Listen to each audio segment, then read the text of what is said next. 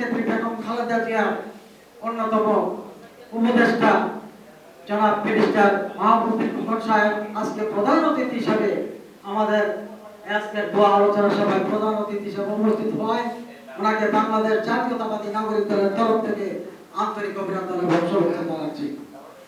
আমি আমার বক্তব্য প্রথমে মুক্তিযুদ্ধের মহানায়ক, বাংলাদেশের স্বাধীনতার ঘোষক, বহুদলীয় গণতন্ত্রের প্রবক্তা, বাংলাদেশের উন্নয়নের স্থপতি, বাংলাদেশ জাতীয়তাবাদী দল বিএনপির প্রতিষ্ঠাতা, সাবেক সেনাপ্রধান বীরোত্তম শহীদ রাষ্ট্রপতি জিয়াউর রহমান সাহেবের আত্মার মাগফিরাত কামনা করছি। পাশাপাশি আজকে জিয়াউর রহমান সাহেবের ভাষায় বলতে হয়, দেশ চাই স্বাধীন, জাতি চাই মুক্তি, আমি মেজর জিয়া বলছি। আজকে দেশটি মানুষের হাত থেকে গণতন্ত্রের জন্য স্বাধীন চায় এবং এই খুনি হাসিনার হাত থেকে তারা মুক্তি চেয়েছিল। আল্লাহর রহমতে বিএনপি মুক্তি পেয়েছে।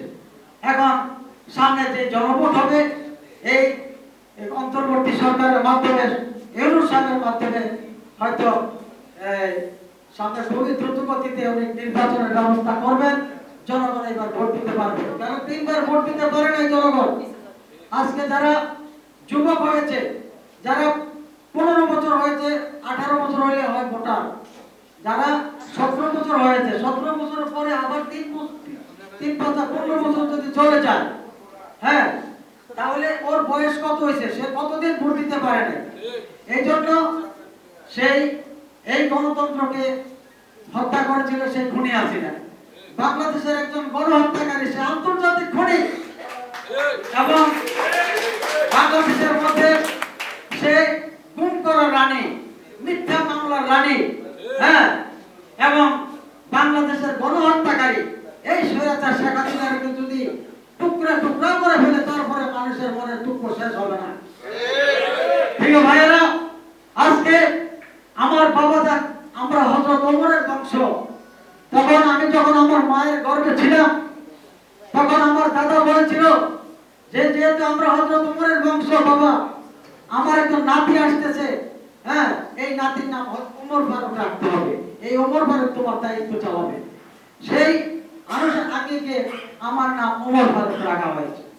আজকে আমি ঢাকা আলিয়া থেকে কামিল পাস করেছি, কোরআনে হাফেজ হয়েছি এবং বাংলাদেশের মধ্যে এই সারা ওয়ার্ল্ডের মধ্যে প্রথম স্থান অধিকার করেছি কোরআন তেলাওয়াতে মিশরি। যাই হোক, আমি শহীদ রাষ্ট্রপতি জিয়াউর রহমান সাহেব আদর্শকে ধারণ করে চলব, দেশনেত্রী বেগম খালেদা জিয়া তারেক রহমান সাহেবের সেই আদর্শকে ধারণ করে চলব। আজকে এখানে আমি বলতে চাই যে আমাদের যিনি প্রধান অতিথি, উনি সুপ্রিম কোর্ট বারের সভাপতি হয়েছেন, উনি একজন সাবেক এমপি ছিলেন। অতএব কারণে আমরা প্রাণ করে দোয়া করব উনি যাতে এই বিএনপি ক্ষমতা আসলে, আমি জননেতা তারেক রহমান সাহেবকে আজকে এই নাগরিক দলের সভা থেকে বলছি, আহ্বান করব, বরং যদি ক্ষমতা আসে ইনশাআল্লাহ উনি যাতে একটা মন্ত্রীর দায়িত্ব পায়, এবং ইনশাআল্লাহ আশা রাখি পাবে, এবং ওই জনক চাটখিল এবং সোনাইপুরের মানুষ তাকে ইনশাআল্লাহ বিপুল করে নির্বাচিত করবে, সেটা আমরা প্রত্যাশা করছি।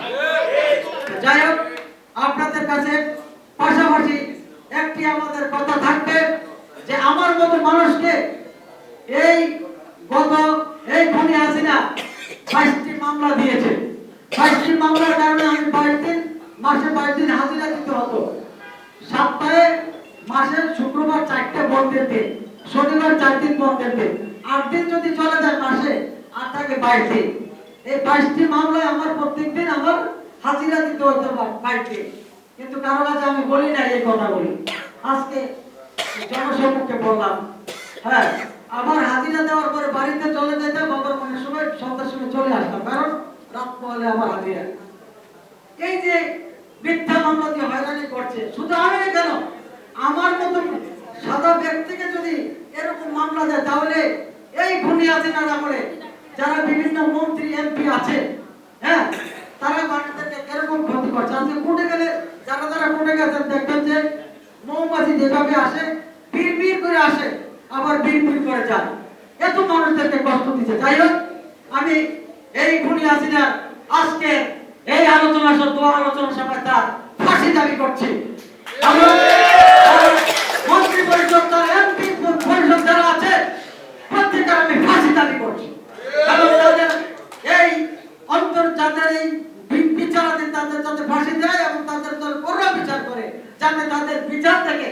তাদেরকে ফাঁসি থেকে যাতে জনগণ এইভাবে আর কেউ অন্যায় না করে সেদিকে আমাদের এগিয়ে যেতে হবে।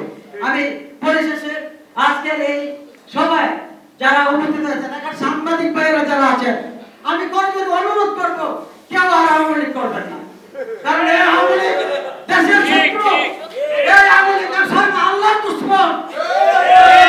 যারা নামাজ পড়তে গিয়েছে মসজিদ থেকে বাইরে এসে ফজরের নামাজ বিনা কারণে তাদেরকে গ্রেফতার করা হয়, নিয়ে গেছে, আমি নিজে চোখে দেখেছি। আজকে তাই আসুন এই ভারতীয় আগ্রাসন থেকে আমরা যাতে মুক্তি পেতে পারি এবং সেই 360 জন আউলিয়ার বাংলাদেশ, ওলি আল্লাহর বাংলাদেশ, এটা আল্লাহর ওলিদের মৃত্যু নাই।